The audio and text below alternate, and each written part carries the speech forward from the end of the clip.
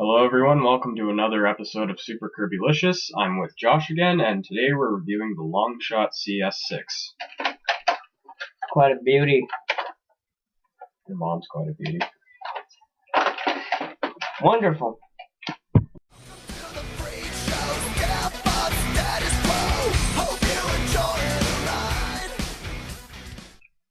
The Longshot was released in 2006, and it was one of the first clip system guns. Cool beans. Alright, what this gun can do, it can break up into another little gun, and you just put the bullet right in there at the bottom one, you load it, and just shoot. Just like that. Alright?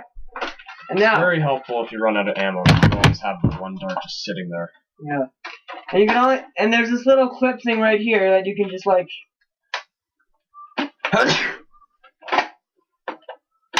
just hijack in there.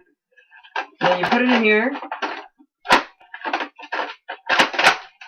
then what's cool about it is that you can, it can fit any kind of barrel, like any kind of arrow. Keep in mind this was before the new guns with barrels. Yeah. So they were thinking ahead when they made this. Yep. And the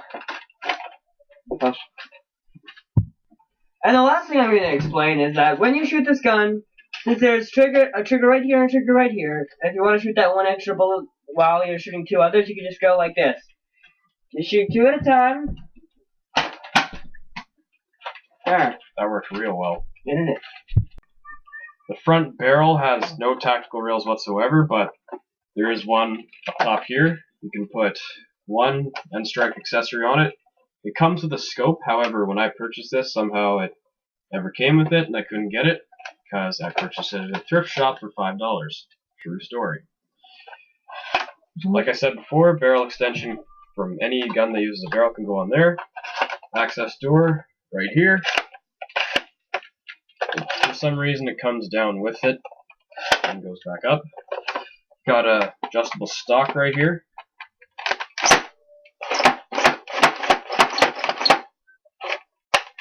There's no definite spot except for the back and the very front. And you cock it with this bolt handle. That also shuts the access door if it's down. And you just press the one trigger to fire.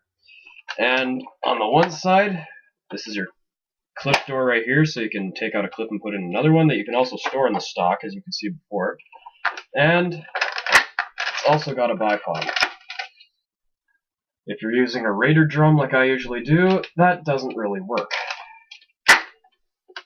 So, all in favor of taking this out to test fire it, raise your hand. So, like always, we're going to fire it right over the camera so you can see each dart as it goes by, and hopefully you'll also be able to see where the dart lands. Since these aren't elite darts, these are streamline end strike darts, which are orange, they should be easier to see in the grass. So, let's just go ahead and do this. Oh yeah.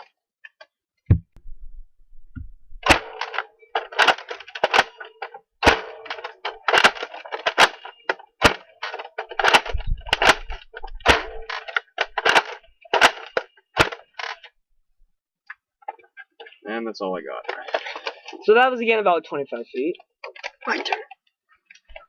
Alright, now I'm gonna be shooting the small gun that comes with it. Let's see how far this sucker goes. Oh, that just went right in front of it, so let's just try that again. Alright. Here we go. Please do not mock me. Alright. Better.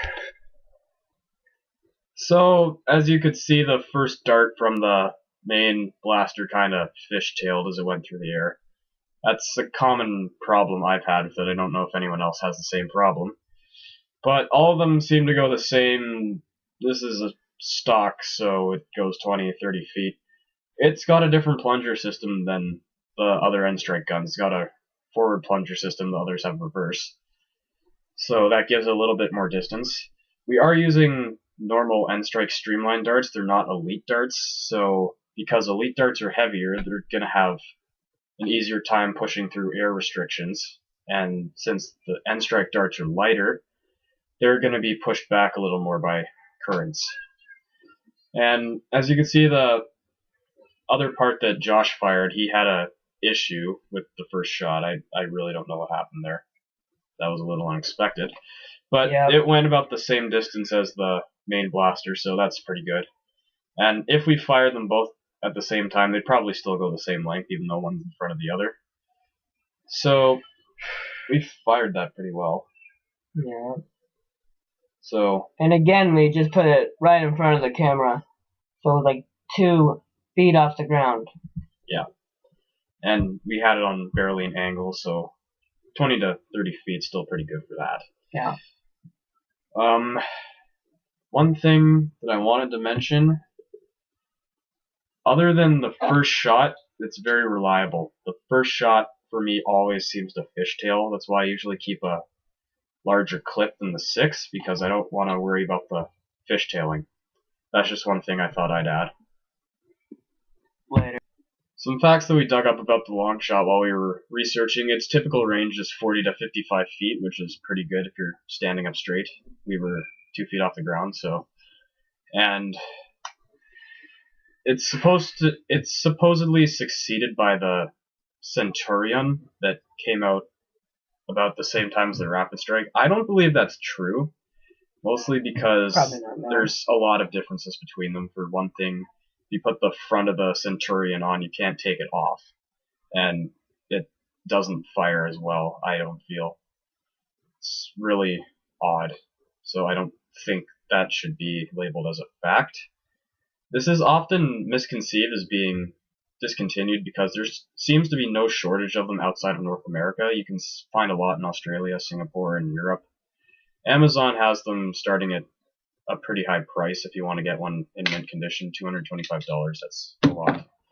I guess we're done with this review, so we're gonna sign off. This is Josh. I'm Super Kirbylicious, and we're out. Later.